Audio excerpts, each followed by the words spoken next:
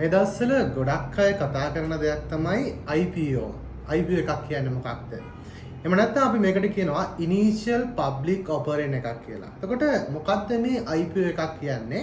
අතරම IPO එකක් කියලා කියන්නේ කොටස් වෙළඳපොළට සමාගමක් අලුතෙන්ම එකතු වෙද්දී ඒ අවස්ථාව අපි හඳුන්වනවා මූලික ප්‍රසිද්ධ නිකුතක්. එහෙම නැත්නම් initial public offering එකක් IPO එකක් කියලා හඳුනා ගන්නවා. ඒ කියන්නේ සාමාන්‍ය සමාගමක් කොටස් වෙළඳපොළට ආවට පස්සේ ඔබ දන්නවා ඒ සමාගම PLC කම්පැනි එකක්. එහෙම නැත්නම් public limited කම්පැනි එකක් බාටපත් වෙනවා. එතකොට එහෙම සමාගමක් පත් වෙන්න කොටස් වෙළඳපොළට පැමිණෙන අවස්ථාවට අපි කියන්නේ මූලික ප්‍රසිද්ධ නිකුතක් initial public offering එකක් IPO එකක් කියලා.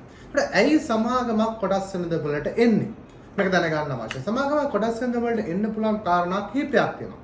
එකක් තමයි සමාගමට අවශ්‍ය කරන ප්‍රාග්ධනයක්, නව ප්‍රාග්ධනයක් මහජනතාව හරහා නැත්නම් පබ්ලික් එක හරහා ප්‍රසිද්ධිය ලබා ගැනීමේ හැකියාවක් තියෙනවා නම් ඒ වෙනුවෙන් සමාගමක් කොටස් වෙළඳපොළට එන්න පුළුවන්.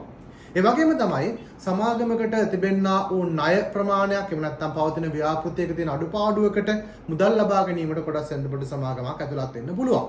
ඒ වගේම තමයි තියෙන කොටස් කරුවන්ට දැනට සමාගමේ ඉන්න කොටස් කරුවන්ට ඒ කොටස් ප්‍රමාණය විකුණන්න අවශ්‍ය නම් පබ්ලික් එකට ඒ වෙලාවට සමාගමක් කොටස් වෙළඳපොළට එන්න අවස්ථාව තියෙනවා. ඒ වගේම තමයි සමහර සමාගම් නීතිමය හේතු මත කොටස් වෙළඳපොළට එන්න පුළුවන් අවස්ථා තියෙනවා.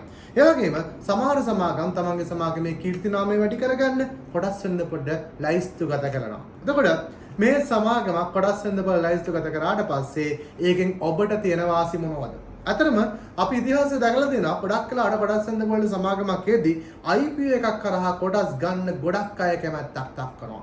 ඒකට හේතුව තමයි අපි දැකලා තියෙන ඉතිහාසයේ බොහෝ සමාගම් වල IPO එකේ මිලට වඩා ඉක්මනින් කොටසක මිල ඉක්මනට ඉහළ යන අවස්ථා තිබිලා තියෙනවා වැඩි වශයෙන්. ඒ නිසා ගොඩක් අය IPO එකෙන් කොටස් මිල දී ගන්න පෙළඹෙනවා. අපි මේක 100%ක්ම සාර්ථකයි කියන්නේ සමහර සමාගම් වල අඩු වෙලා තිබෙනවා. හැබැයි බොහෝ සමාගම් වල 80% විතර ප්‍රමාණයක් ගත්තාම වැඩි වශයෙන් අපි දැකලා තියෙන්නේ IPO price එකට වඩා මිල වැඩි වෙලා. කියන්නේ රුපියල් 10කට කොටසක් යනවා නම් සමහර අවස්ථාවල අපි දැකලා තියෙන රුපියල් 20 ඒ වගේම සමහර ලාවට රුපියල් 15 මේ වගේ ආසන්න ප්‍රමාණයක් වැඩි වෙච්ච අවස්ථා දැකලා දෙන නිසා ගොඩක් අය IPO එකකින් කොටස් ගන්න බලාගෙන ඉන්නවා. එහෙනම් IPO එකකින් කොටස් ගන්න කොහොමද? අපි ෂෙයාර්ස් ගන්න කොහොමද? අතට මේක IPO එකක් කරා කොටස් ගන්න පුළුවන් ආකාර කිහිපයක් තියෙනවා. පළවෙනි දේ තමයි IPO එකක් ආවත් එක්කම කරන දෙයක් තමයි සමාගම ඒ සමාගම ගැන විස්තරයක් නිකුත් කරලා පොතක් නිකුත් කරන අපි එකට කියනවා මොකද ප්‍රොස්පෙක්ට් එකක්. මේ ප්‍රොස්පෙක්ට් එක ඔබට CSC වෙබ්සයිට් එකෙන් ඩවුන්ලෝඩ් කරගන්න පුළුවන්. එහෙම නැත්නම් ඒ අදාළ සමාගමේ වෙබ්සයිට් එකෙන් ඩවුන්ලෝඩ් කරගන්න පුළුවන්. ඒක බලලා ඔබට තීරණය කරන්න පුළුවන් මේ IPO එකෙන් මිලදී ගන්න එක හොඳයිද නැද්ද කියලා. හොඳයි නම් ඔබට CSC මොබයිල් ඇප්ලිකේෂන් එක පාවිච්චි කරලා එතනින් ඔබට පුළුවන්කමක් තියෙන IPO එක මිලදී ගන්න. එහෙම නැත්නම් සමහර ලාවට ඒ සමාගම නිකුත් කරන ඔවුන්ගේ වෙබ් අඩවිය හරහා ඔන්ලයින් හරහා මිලදී ගැනීමේ හැකියාවක් තියෙනවා. ඒ වගේම සමහර සමාගම් ෆිසිකල් ඩොකියුමන්ට් එකක් ලබා දෙනවා.